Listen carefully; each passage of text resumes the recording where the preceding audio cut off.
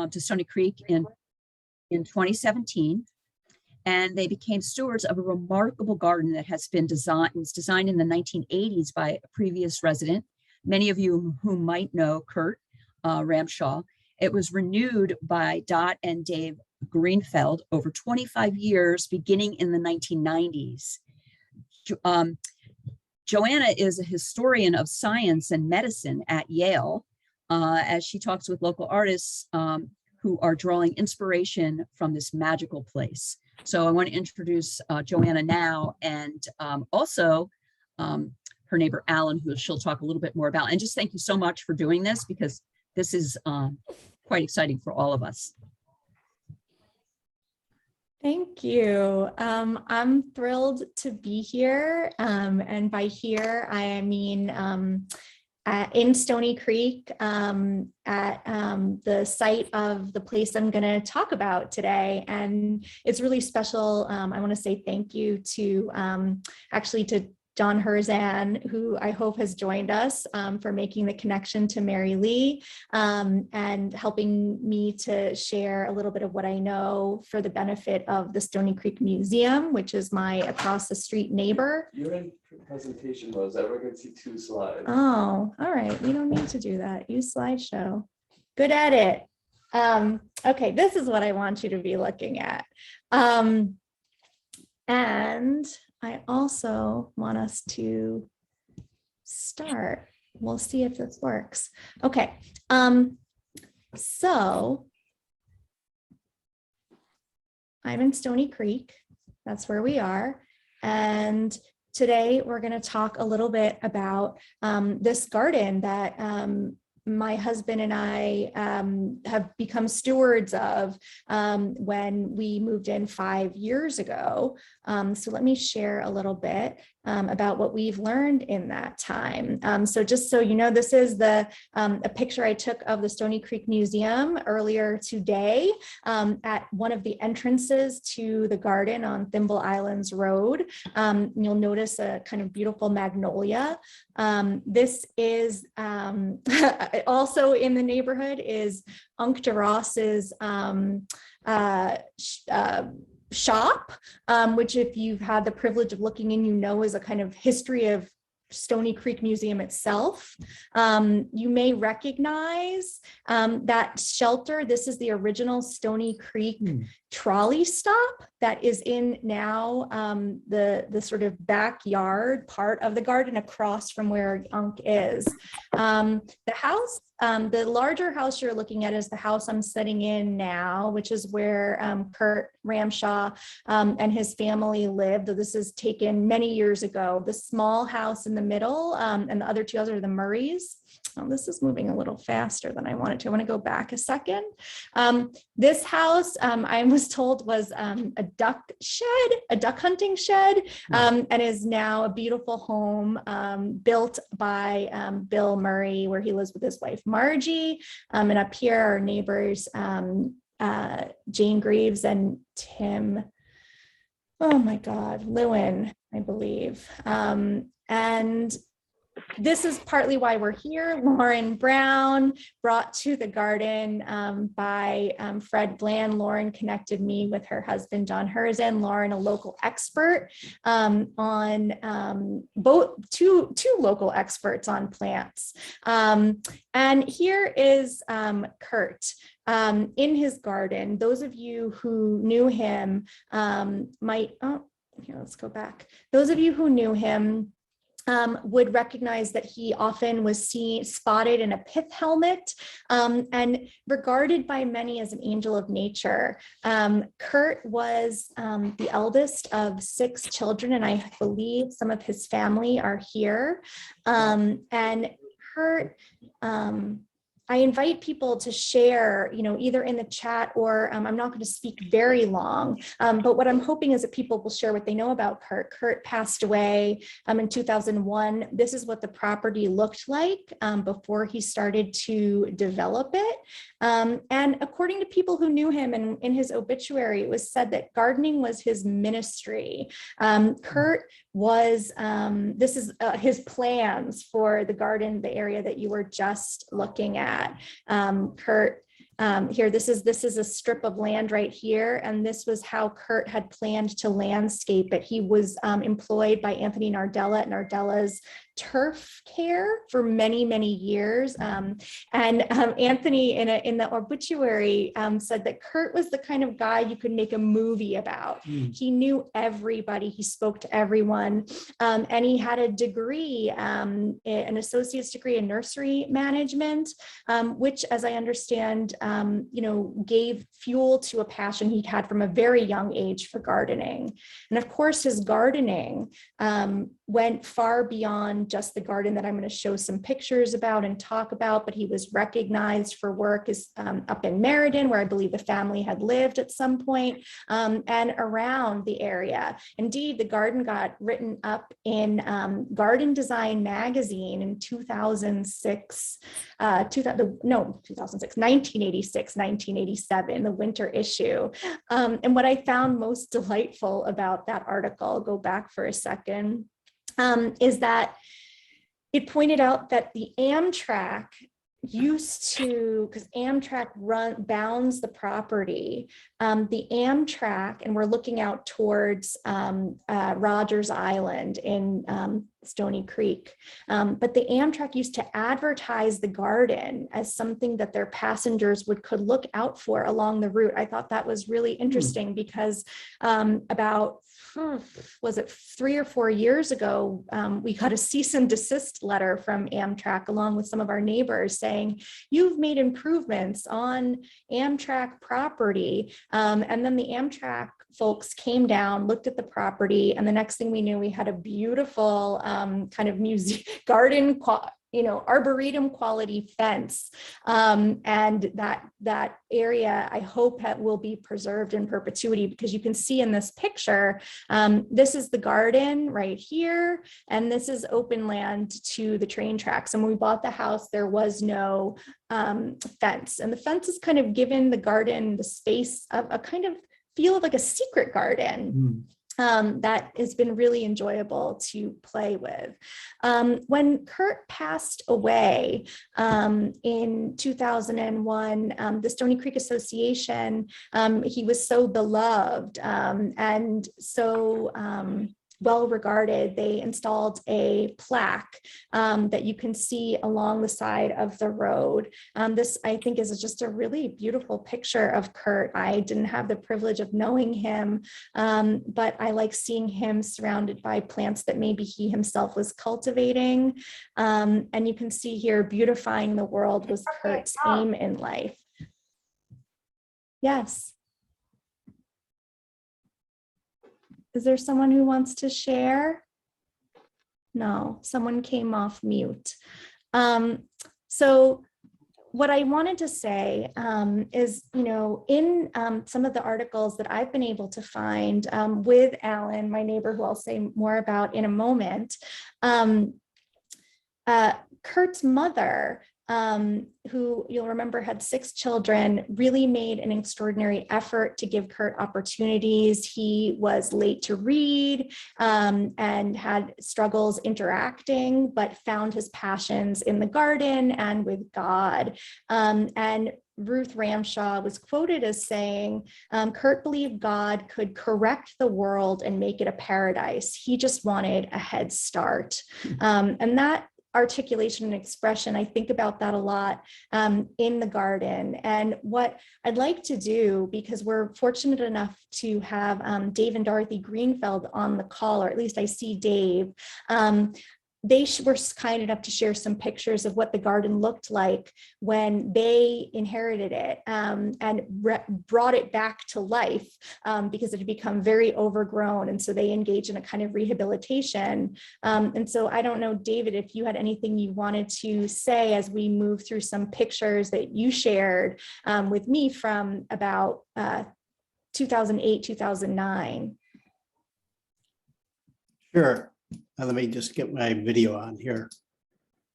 There you go.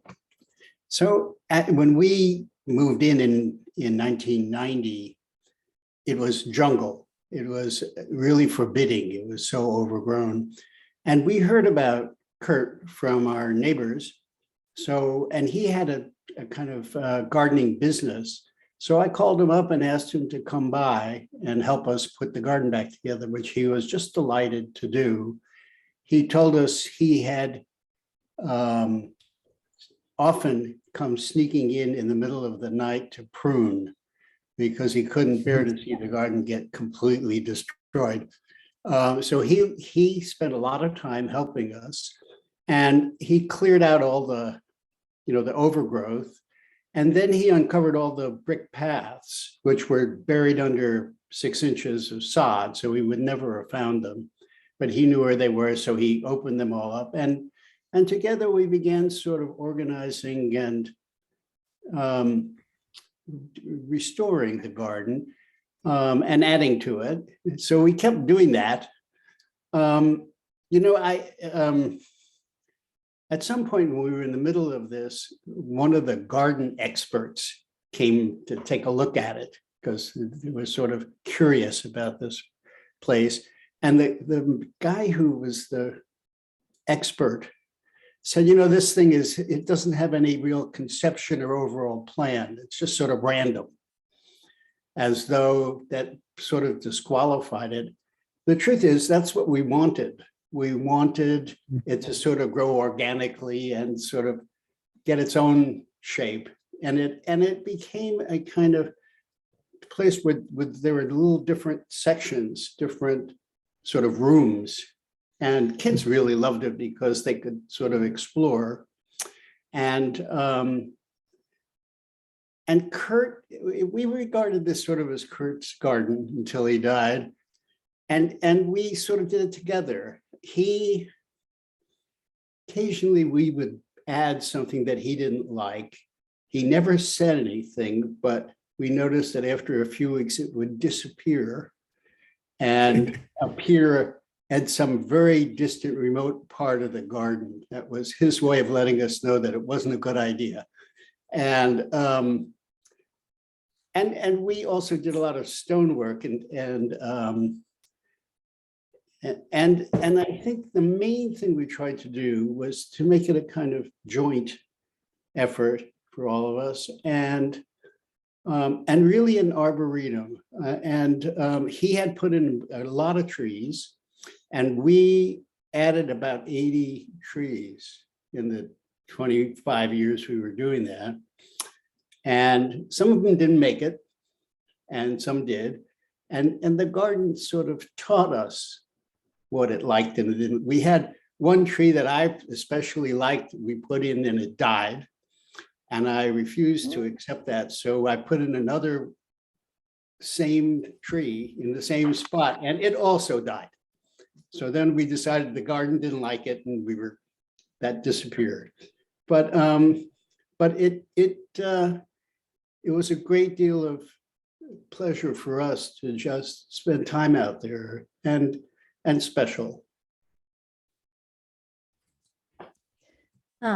Thank you, Dave. That's just beautiful. And we feel the same way. And as soon as Matt and I, who had been living in New Haven, came to look at the house and were led through the gardens, we felt like we'd been transported into another world. And so I should have emphasized from the start that I'm neither a wildly experienced gardener nor a historian of gardens, but I'm learning. And this garden has had a way of pulling me in. And it's been interesting to think about it as just extraordinary, because as Dave says, it doesn't follow any kind of expected pattern. It's not a formal English garden or trying to necessarily be a Japanese garden, but it has elements of all of these things. And there is an interesting kind of symmetry. The longer I look at it from different angles, I see duplicates of things in different kinds of places, which makes me think about how Kurt might have been musing on a particular kind of order of nature that was only visible to him, or maybe uniquely visible to him. And so to live in the kind of botanical expression of his mind's eye has just felt like living through history in the most gorgeous way. And I wanted to invite a couple other people who have just been. Can I Please just do. For 1 second, that I just wanted to point out in this picture, just because it showed up. if you look over on the right-hand side, there's a hanging part of a tree just behind the arch on the right. And that's a cherry that's in bloom, but it's just to the right of it. And it's a hanging cedar, and we planted it up on top, and it's only just putting out leaves here. So it doesn't look like too much, but it covers most of the wall. And I mention it because it is the only tree in the garden that is named one of the notable trees in Connecticut in a book of that title. And we are very proud of it. It is an extraordinary tree with very fine little leaves that fall off every year and make a little carpet. And so, Dave, there'll be more pictures of the ones that you showed, but I wanted to just kind of invite different people into this conversation. And one of them is Julia Giblin, who's also here with us today. Julia is an archaeologist at Quinnipiac, but also lives in Branford and has been my mentor in kind of learning about gardening. And we, this summer, started building a medicine wheel. And I wondered, Julia, if you wanted to say a little bit, and inspired actually by our neighbor Carol Sanders, who loaned me a book by E. Barry Cavich. Julia, do you want to say something about the medicine wheel? Sure. Thank you so much. It's so cool to hear the history and see all these pictures. And yeah, I really am so grateful to Joanna and Matt and all of the ancestors of this garden who've made this place so special. It's really awesome to hear from Dave and hear about Kurt. Just to tell you a few little things, there's some pictures of little baby bloodroot plants. That's what these pictures, we were planting these. And one of the things, so yeah, I would say that Joanna shared Barry Cavach's book with me, and I wasn't familiar with it. And I got to learn about her and her really extensive ethnobotanical work and got really inspired by that, and started learning about all these different native medicinal plants and healing plants. And so we've started to find examples of those plants and bring them into this space. And we've organized it also in a circle, and it has 4 directions that is drawing from indigenous wisdom about healing garden spaces. And just a really cool connection is that these bloodroot plants are from Eunice LaSalle's garden, and she is a very avid gardener and has been the president of the Brantford Garden Club. I don't know if she's on the call today. But I saw she has amazing bloodroot, and this was one of the first plants we wanted to plant in the garden. And I just showed up at her house one day and asked her if we could borrow some to help start this medicinal wheel garden. And so I think this space it's drawn me in totally, and I'm really excited to continue to be a part of it, and also just excited to learn more about its history and its ancestors and its stewards, and really excited to be one of those, hopefully. Thank you. And we, Julie and I were also joined this summer by an amazing, we'll stop here, amazing Yale undergrad named Elena Foley, who spent the summer in the garden helping us with the garden, thinking about the plants. And I'm so grateful to all of the love that she has brought to this space. I don't know if Amy Berg is here. Sorry about this. Amy is an artist, a teacher, and the steward of Zero Foothills Farm, which is an artist residency in Durham that she runs with her family. Amy taught me how to, let's see, the slides keep going ahead. Amy taught me how to forage for pokeberries, which grew naturally in the garden. And with Cindy Tower, another neighbor of ours, amazing, incredible artist. Oh my goodness.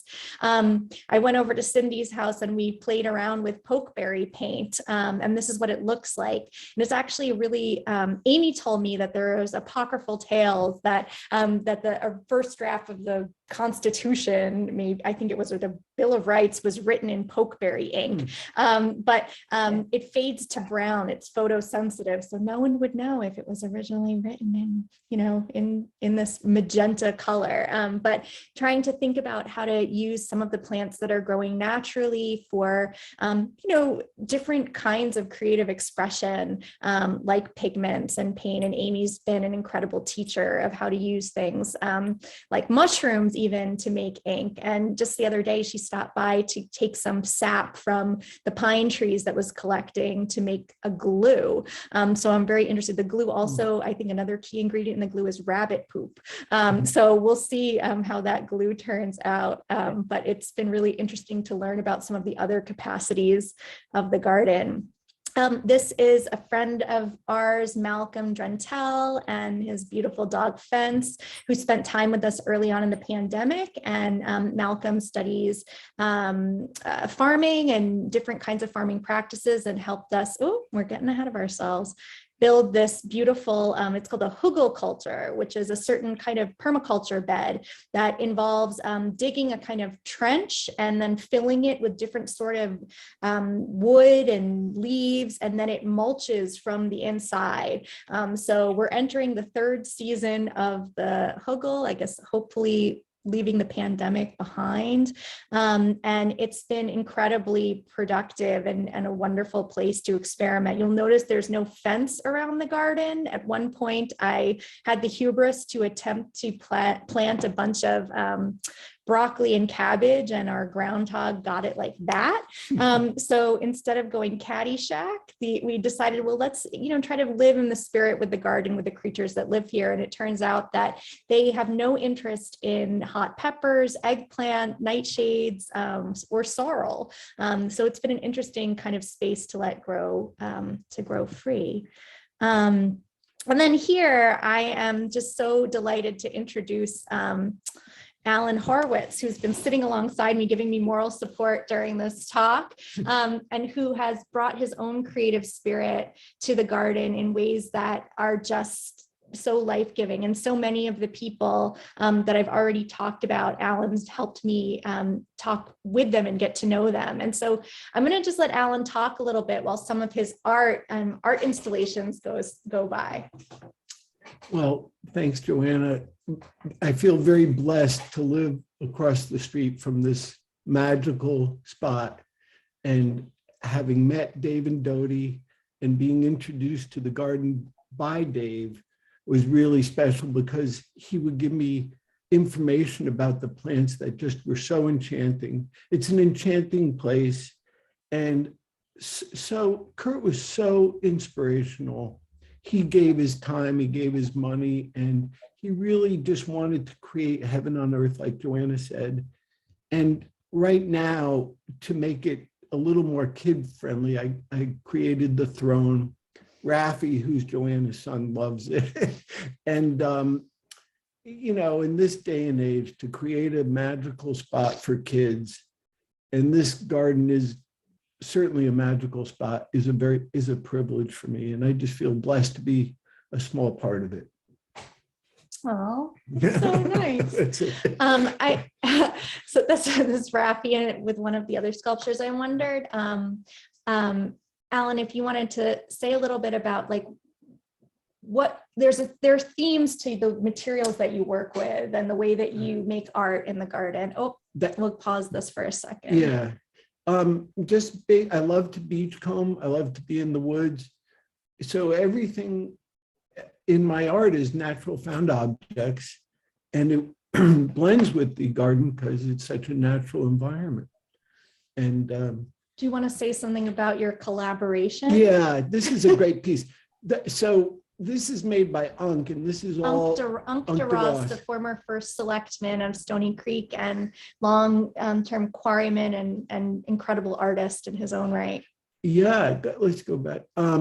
So that's made of old railroad parts that Unk and I put together our collections. And this is called Aunty Young. And I've been trying to convince Unk, and I think he's going to create an Aunty Young to go with Aunty Young. So that's in the garden now, and he just did such a wonderful job on that. But anyway, it's all old railroad parts. So. And then we've also had a little, just recently, a new elf habitat. The elves are moving in to Stony Creek. Thanks to Courtney. To Courtney, who lives on Sea Strand around the corner. And I met her through Alan. Here are the kids enjoying this little habitat, which has so many incredible details and is just totally delightful. And as you can see, so now we're just going to kind of go into some photos of the garden before I invite the last person that I wanted to talk tonight. And just to say a little bit about this is what you're looking here is what the garden started out looking like when it was in Garden Design magazine, when Kurt laid all these bricks, which we were told that were salvaged from the old Knights of Columbus building in New Haven. And you can see all of these incredible, pieces of Stony Creek granite and Stony Creek granite walls. Kurt loved working with stone, granite, and brick, and they're incredible elements. I was walking one day down in the creek and ran into someone, and we started talking about where I lived, and she said that, oh, Kurt used to bleach the bricks so that they would look white, and the kids called it the yellow brick road, who would play and run through because they looked so gleaming. This view here is what the garden's going to start looking like soon. This is more what it looks like now. These pictures aren't in any particular order, but I guess what I really want to say is, I, as a historian, I'm becoming more and more interested, and a historian who spent the last 2 years almost exclusively at home, very interested in Stony Creek's history, but especially the history of the garden, especially about learning more about Kurt as a person and people who knew him. He was, as I mentioned, a Jehovah's Witness, and people have told me, oh yeah, when Kurt would come calling and with his Jehovah's Witness hat on, not his garden hat, we would invite him in anyway, just to talk plants. And I think about Kurt, using the sort of word of Jehovah to connect with people in the languages that he felt most comfortable. This is a very special space, and we are very eager to share it with people and to find ways to share it with members of the community and keep that spirit alive. And so, if you're interested in coming to visit the garden, give a holler. But also, if you just happen to be walking through the neighborhood and are curious and can find the entrance, feel free. You're welcome, but please keep the secret, I'm giving you a lot of big clues, and keep the secret so that we can keep this a special place. We enjoy running into our neighbors in the garden on a swing or walking their dogs. So, please enjoy and keep the magic alive of this space. And as we're looking at pictures, I wanted to ask an amazing neighbor and friend and fellow lover of the garden, Allison Moncrief Bromwich, if she would share just a gorgeous poem that she wrote for Kurt, for the garden. Allison, would you share with us while we look through some more of these photos? Happily, I'll share. Can you hear me okay? Yep. Great. So Alan Xeroxed some notes about Kurt that were sort of rough biographical sketches and gave them to me. Do you remember anything off of that list, Alan?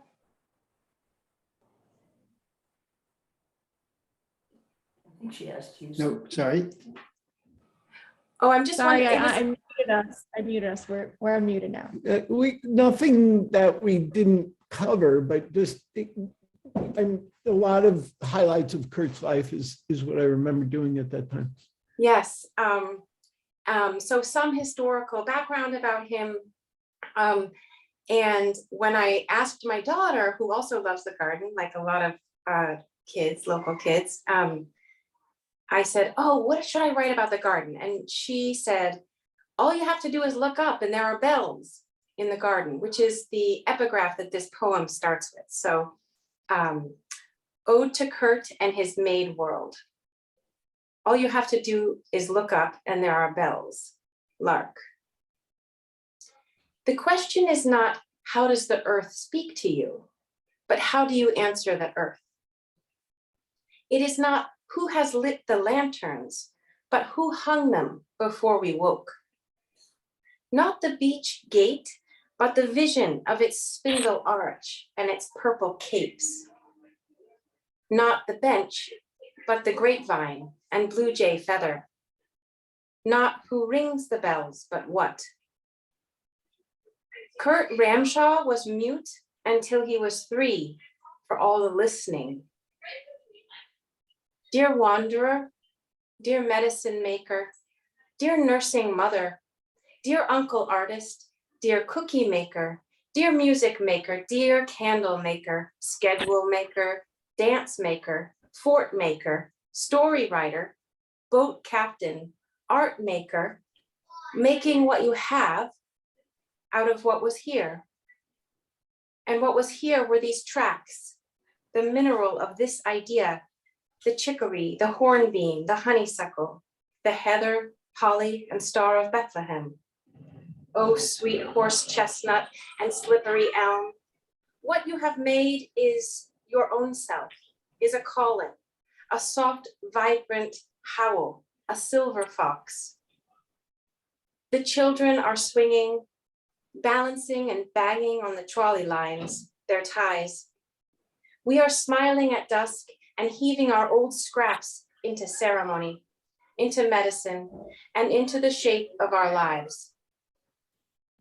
Hold yourself open-palmed for this moment, open-hearted and bare-kneed, like perhaps Kurt as a child, as a stationed soldier, as a man growing older. And listen like a mute before the gods and ghosts and bulbs of this garden, roadside, public park, and look up for the bells, the ideas of them. Hear always their ringing, be always the tongue. Thanks so much. Yay, Alice. So beautiful. Thanks for And this inviting is, me, Joanna and Alan. Yeah, and thank you for all of your labors in the garden. I see at least one Ramshaw name in what I can see, and I wonder if anyone who might be here, I know Kurt's sister maybe was going to be here, and I can't see everyone who's here, but if anyone wanted to speak now, kind of Quaker meeting style, that would be very welcome.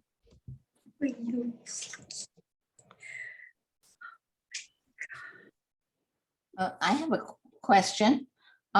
Is this garden something that we can take a little tour of? Yes, certainly.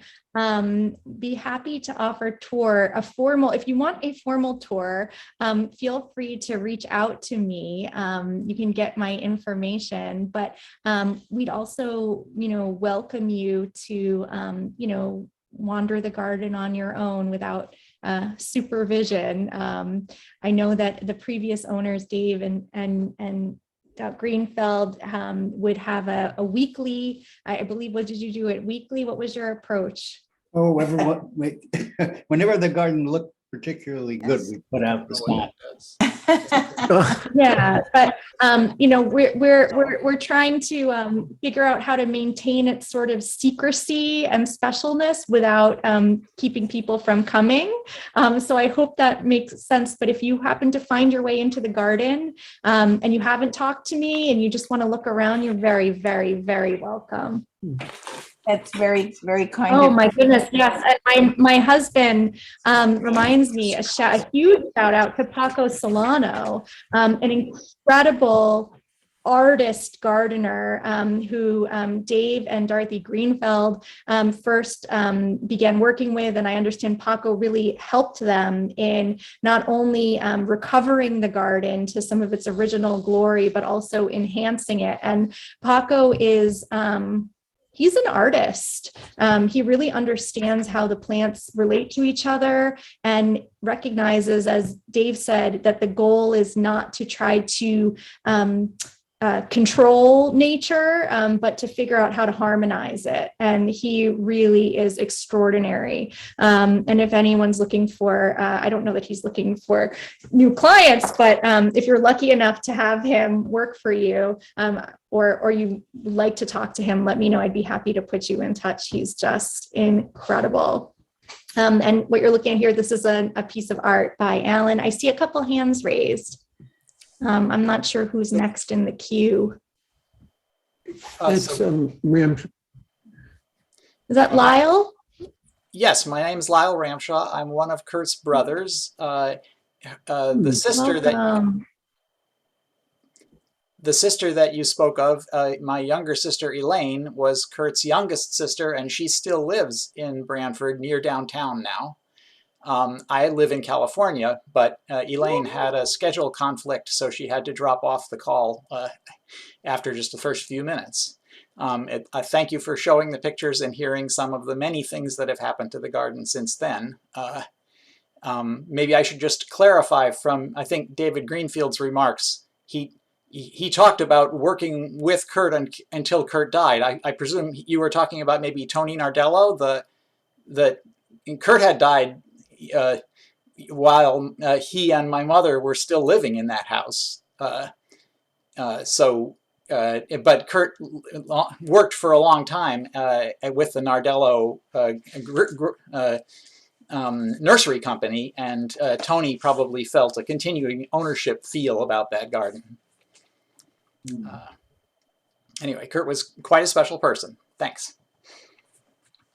Oh, thank you for sharing. Dave, does that, we have some histories we'll have to reconcile date wise. The historian in me will have to pin that down. Thank you. It was your sister's suggestion, Elaine's suggestion, because of her conflict, that we record this. So for those who are on, you could know people who couldn't watch it. There's a recording of it, I guess, through the library. Is that correct? I think so. Yeah, we'll figure that out. Thank you. I'm so glad you're able to join us. I hope it brought back fond memories. So I could share a few things. Yeah, who's speaking now? Your name, we just see a phone number. We don't see a name.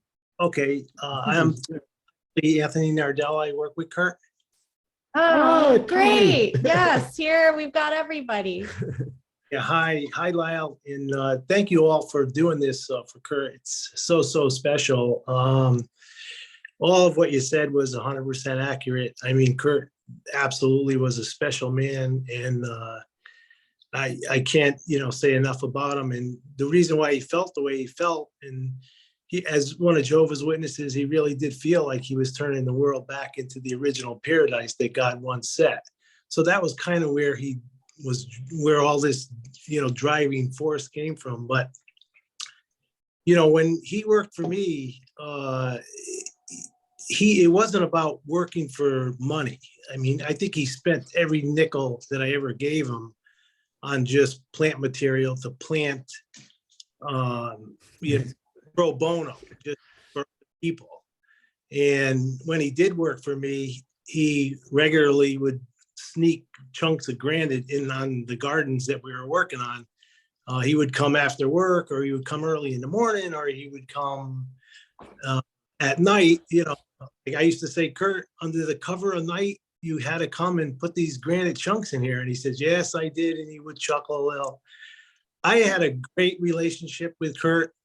Some of the things that we did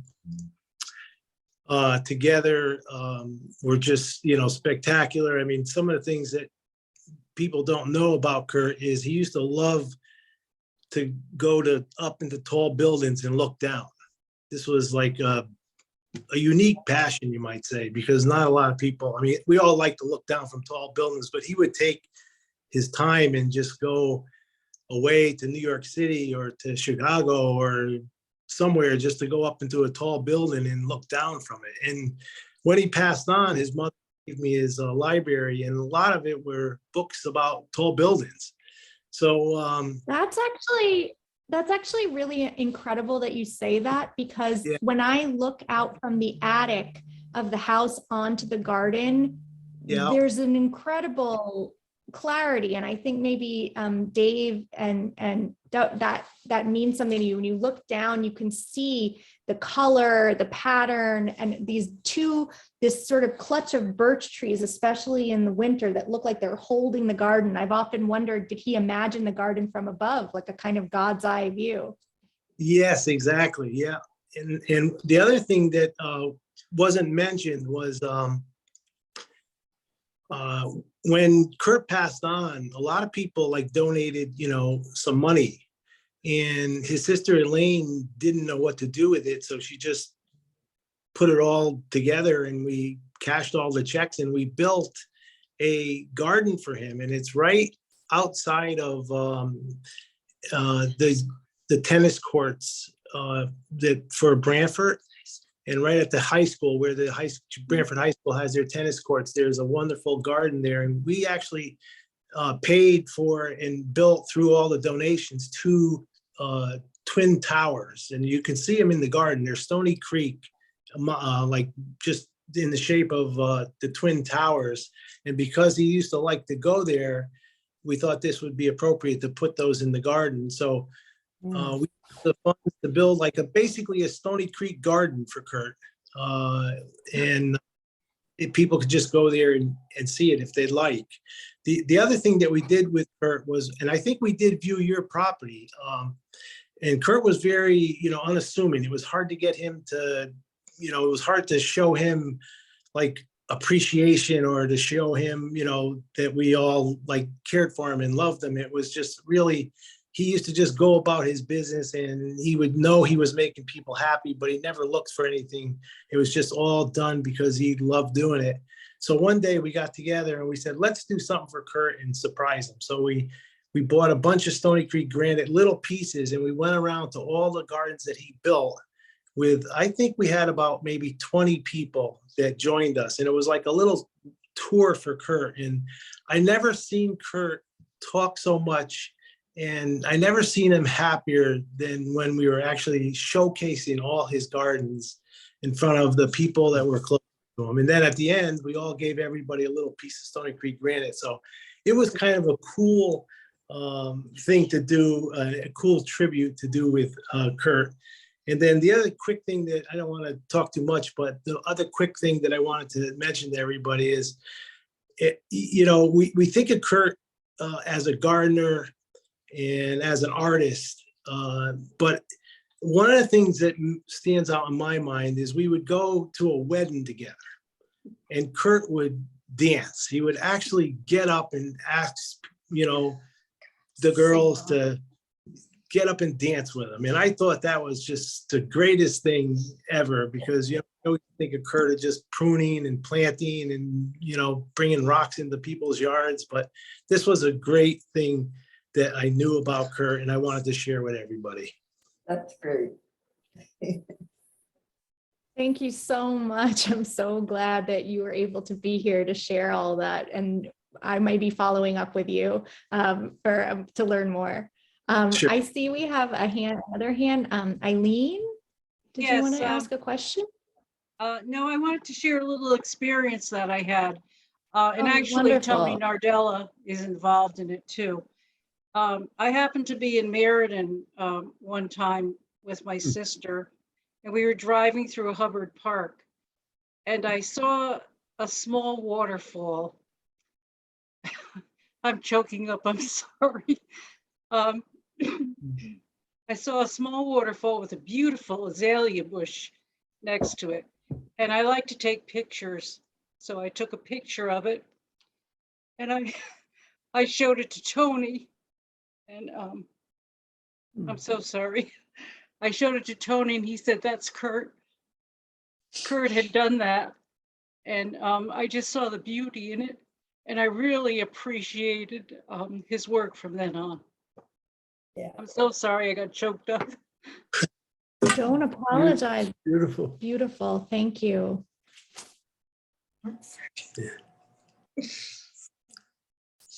So one other quick thing that I could share with the group here.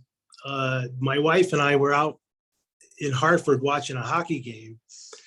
And there was this wonderful, like just gem in a rough garden next to a old abandoned fence area.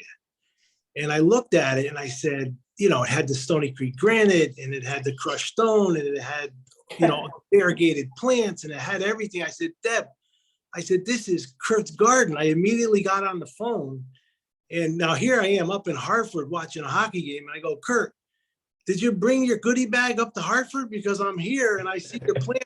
He was hysterical laughing. And it was his. He did just pull over and did it. So he took it on himself to travel the state and do what he wanted. That's great. Yeah, I wanted to say something about, this is Dot. Hang on, Dot. Dot Greenfeld. Can't read. Here, Dot. I just wanted to say how much, sorry, I'm trying to get up.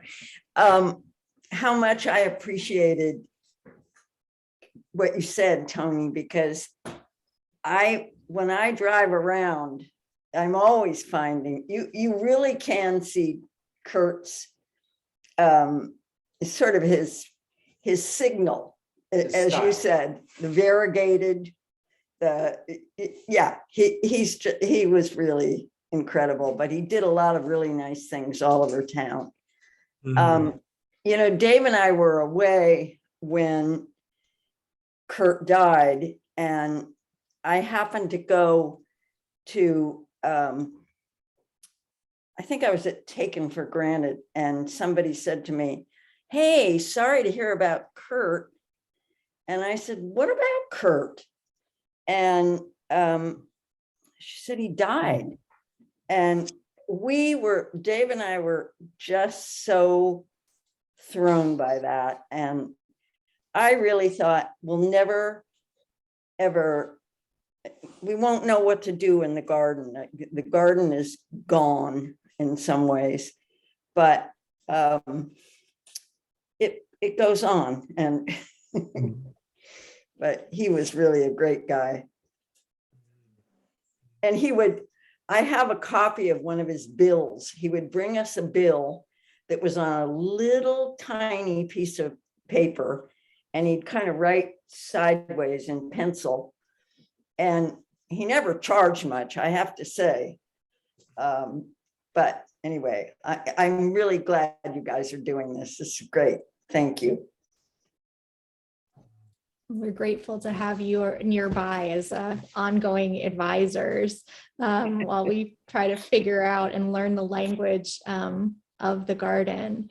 So this was really, I think, all we had prepared for this evening, but it just brings me no end of joy that what I had hoped would happen of just kind of talking about the garden would bring maybe Kurt back to life a little bit. And I feel a little bit like that's what's happened over the last hour. So I'm so grateful to everybody that has joined us. And I hope I'll bump into you in the garden, and anyone too who talks about this to their friends or, wants to share stories that maybe they didn't feel comfortable sharing on the open Zoom. I know that can be intimidating. Please feel free to reach out. My name is Joanna Radin, and you can find me at joanna.radin@gmail or joanna.radin@Yale. I'm going to keep trying to learn about Kurt and figure out how we can continue his spirit. And I'm so grateful for Alan and trying to channel it and giving me the inspiration to do this and to learn and doing a lot of the legwork to get the primary sources. And Labor of love. yeah, and stay tuned for some exciting new installations and collaborations. I tell you, the Stony Creek Museum, just on behalf of, your neighbor, just can't thank you enough. This has been just inspiring and wonderful. And everyone that has been talking and sharing their memories, it's really special.